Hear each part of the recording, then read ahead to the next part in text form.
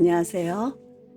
야마모토 겐니치 작가가 쓴 장편소설 리큐에게 물어라 소설을 재구성해서 읽어드리는 갑숙 씨가 읽은 리큐에게 물어라입니다. 리큐에게 물어라, 오늘 그 첫 번째 낭독의 시간입니다.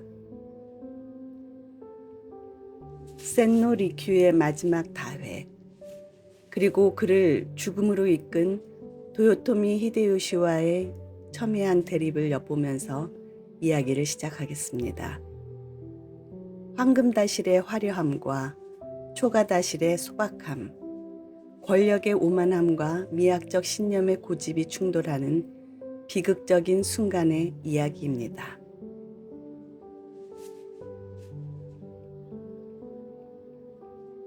(1591년 2월 28일) 아침, 교토의 한적한 다실에는 고요하지만 그 어떤 소음보다도 무거운 침묵이 감돌고 있었습니다.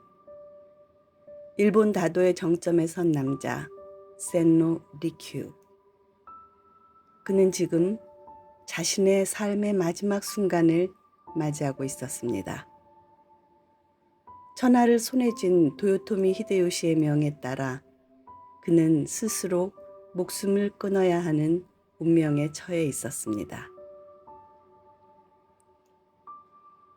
다시라는 평소와 다름없이 정갈했습니다. 흙벽은 자연의 숨결을 머금은 듯했고 창밖으로는 아직 차가운 2월의 공기가 스며들고 있었습니다. 리큐는 흐트러짐 없는 자세로 앉아 마지막 다회를 준비하고 있었습니다. 그의 손길은 한치의 망설임도 없이 차분하고 절도 있었습니다. 찻잔을 닦는 소리, 찬물을 젓는 소리, 숯불이 타닥거리는 소리만이 이 적막한 공간을 채웠습니다. 마치 오랜 시간 반복해온 일상적인 행위처럼 죽음을 앞둔 자의 초조함이나 두려움은 찾아볼 수 없었습니다. 그저 그가 평생을 바쳐 추구해온 아름다움의 정수가 이 작은 공간에 응축되어 빛나고 있었을 뿐이었습니다.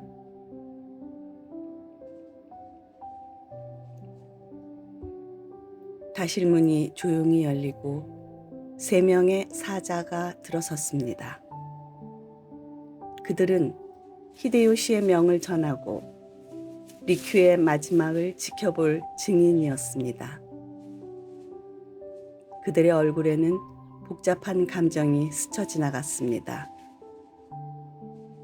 존경과 안타까움, 그리고 알 수 없는 두려움. 그러나 리큐는 그들을 향해 고개조차 돌리지 않았습니다. 그의 시선은 오직 눈앞의 다구와 끓어오르는 찬물에 고정되어 있었습니다. 리큐는 조용히 숯불을 다듬었습니다. 그리고 품속에서 작은 향합 하나를 꺼냈습니다. 푸른 빛이 감도는 녹유 향합. 그것은 그가 평생을 소중히 간직해온 물건이었습니다. 누구에게도 보여주지 않았던 그의 가장 깊은 내면을 상징하는 듯한 향합. 그는 그 향합을 열고 그 안에 담긴 작은 조각 하나를 꺼내 숯불 위에 조심스럽게 올렸습니다. 그것은 다름 아닌 어느 여인의 손톱이었습니다. 향이 피어오르기 시작했습니다. 연기는 옅고 섬세하게 다시를 채웠습니다. 그 향은 단순한 향기가 아니었습니다. 리큐의 삶, 그의 철학, 그리고 그가 숨겨왔던 애틋한 비밀이 응축된 듯한 향이었습니다. 사자들은 침묵 속에서 그 향을 들었습니다. 향은 그들의 코를 넘어 마음속 깊이 스며드는 듯 했습니다.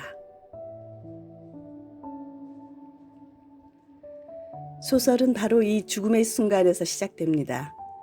왜 센노리큐는 이토록 비극적인 최후를 맞이했을까요? 천하를 호령하던 히데요시가 왜 자신의 스승이자 최고의 다인에게 죽음을 명했을까요? 이 질문에 답하기 위해 이야기는 시간을 거슬러 올라갑니다. 리큐의 마지막 날에서 그가 걸어온 삶의 길을 역추적하며 그의 미학의 근원과 죽음의 진실을 찾아 나섭니다.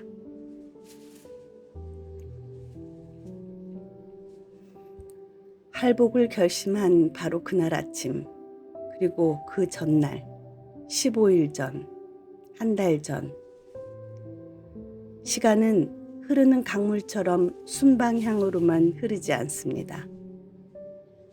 때로는 거대한 폭포처럼 역류하며 숨겨진 진실의 근원을 향해 거슬러 올라가기도 합니다. 우리는 지금 센노리큐의 삶이라는 거대한 강물을 거슬러 올라가고 있습니다.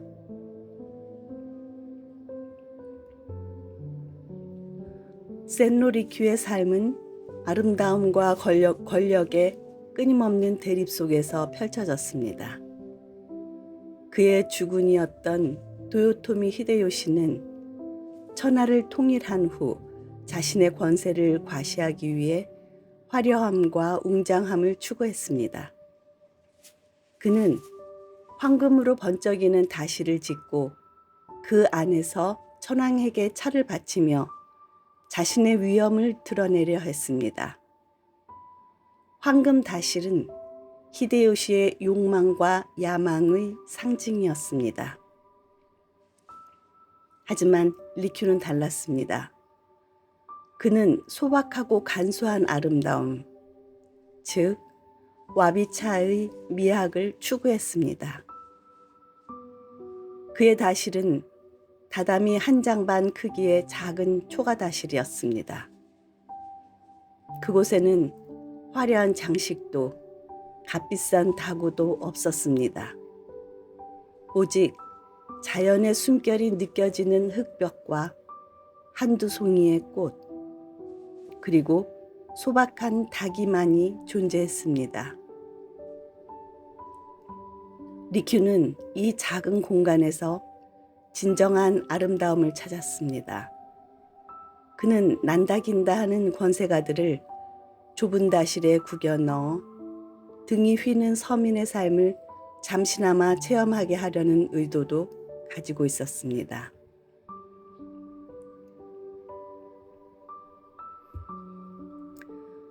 어느 여름날 히데요시는 리큐의 정원에 피어있는 나팔꽃이 천하제일의 아름다움을 뽐낸다는 소문을 듣게 됩니다. 그는 그 소문을 직접 확인하고자 리큐의 다시를 방문하기로 결심합니다.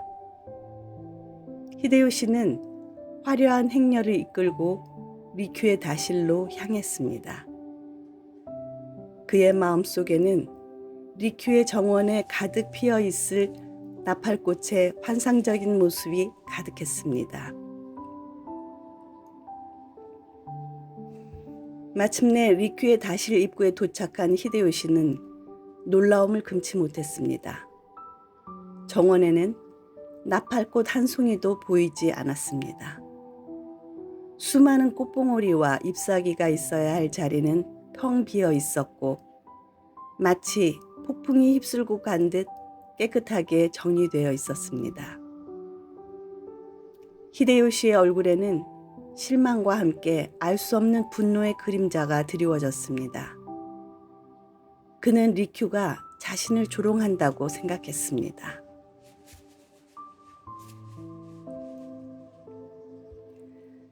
히데요시는 불쾌한 표정으로 다실로 향했습니다. 그러나 다실의 입구는 예상보다 훨씬 낮았습니다. 니지리구치라 불리는 이 작은 문은 아무리 높은 신분의 사람이라 할지라도 고개를 숙이고 몸을 굽혀야만 들어설 수 있도록 만들어져 있었습니다. 천하를 호령하는 히데요시조차도 이 작은 문 앞에서는 자신의 위엄을 잠시 내려놓고 겸손하게 허리를 굽혀야 했습니다.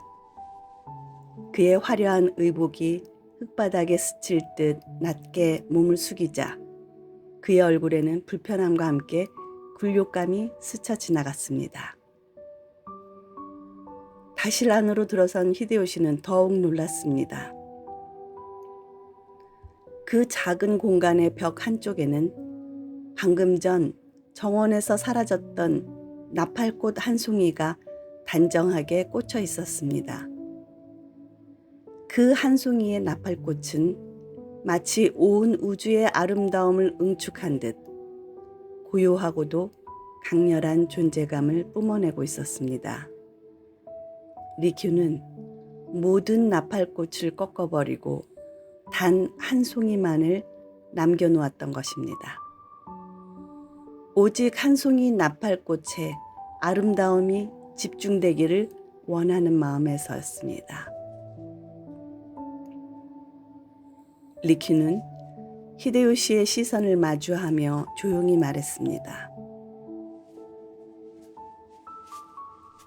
진정한 아름다움은 번잡함 속에 있지 않습니다. 오직 한 점에 모든 것을 집중할 때 비로소 그 본질이 드러나는 법입니다.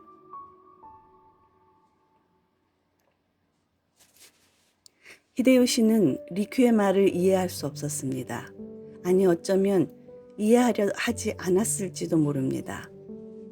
그는 리큐의 다시를 찾아가 진정한 차의 아름다움이 무엇인지 알기나 하나 라며 리큐를 꾸짖기도 했습니다. 리큐는 권력자의 비위를 맞추는 대신 자신의 미학적 신념을 굽히지 않았습니다.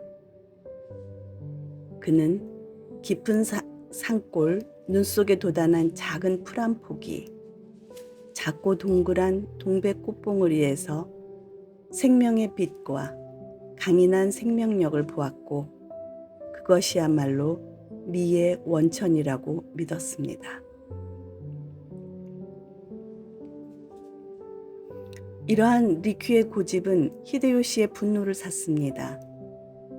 히데요시는 리큐가 교토의 다이토쿠지 절 문을 공사하는데 큰 돈을 보태고 그 감사의 뜻으로 자신의 목상이 절문에 만들어진 것을 알게 되자 더욱 그를 증오하게 됩니다.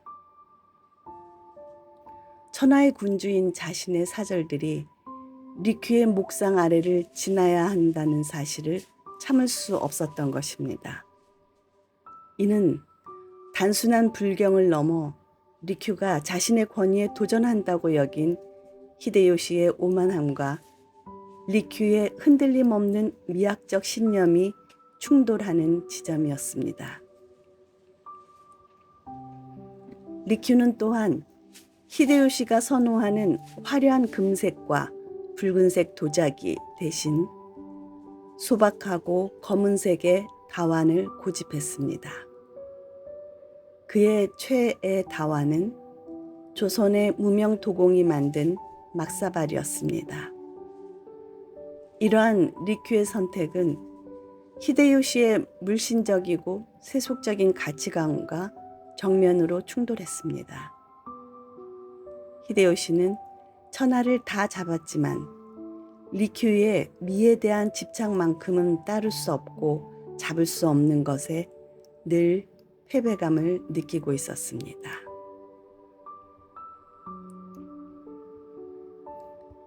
리큐가 평생을 가슴에 품고 다녔던 노규 향압. 히데요시조차 탐냈지만 리큐는 결코 보여주려 하지 않았던 그의 분신과도 같은 존재였습니다. 이 향압은 단순한 물건이 아니었습니다. 그것은 리큐의 미학적 근원이자 그의 삶을 지배했던 애틋한 사랑의 흔적이었습니다. 그 향압은 리큐가 깊이 사랑했던 조선 여인이 남긴 유품이었습니다. 그녀는 조선의 양가 규수였으나 불행한 운명으로 일본에 팔려오게 되었습니다.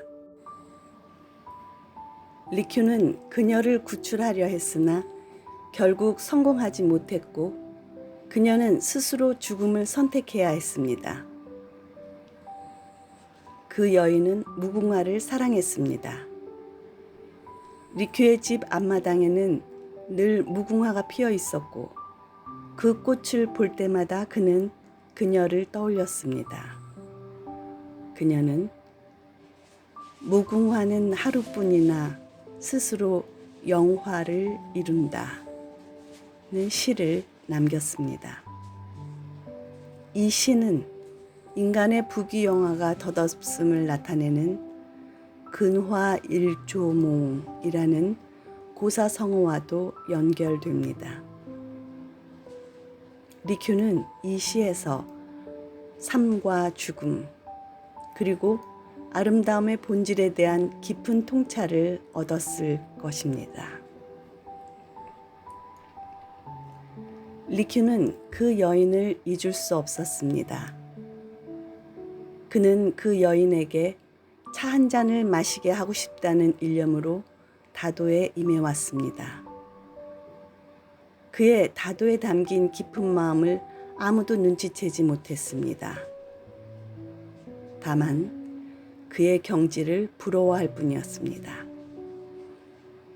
루기오 향압은 그 여인과의 연결고리이자 리큐가 추구했던 간소하고 건박한 아취인 와비의 정신, 즉 물질적인 것을 초월한 아름다움의 상징이었습니다.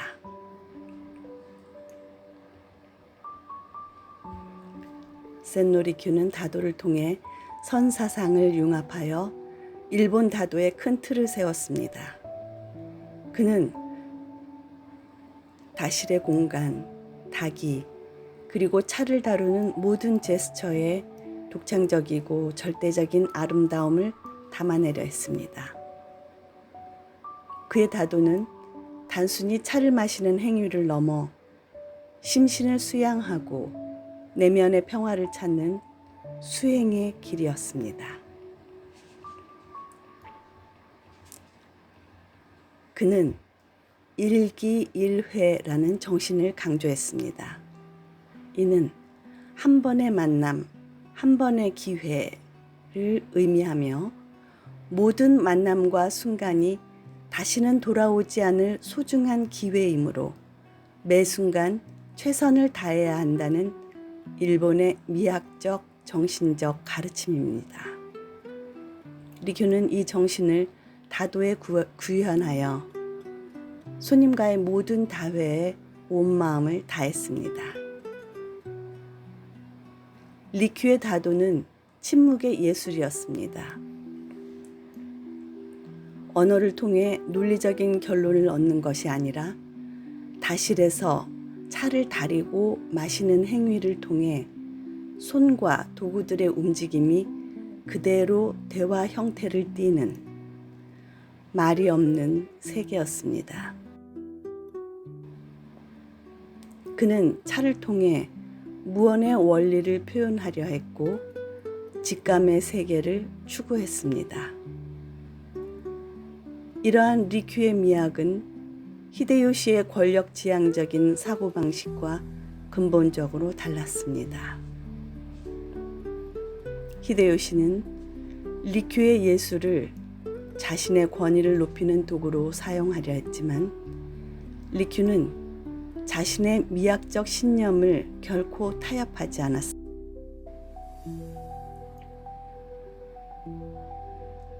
결국 이 두 거인의 충돌은 리큐의 비극적인 죽음으로 이어지게 됩니다.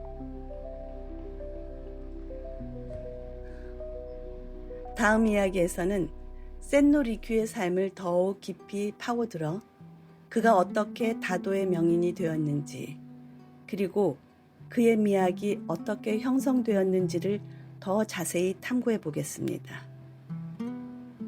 그의 삶의 여정 속에서 우리는 아름다움과 권력, 사랑과 상실, 그리고 삶과 죽음이라는 보편적인 질문에 대한 답을 찾아 나설 것입니다.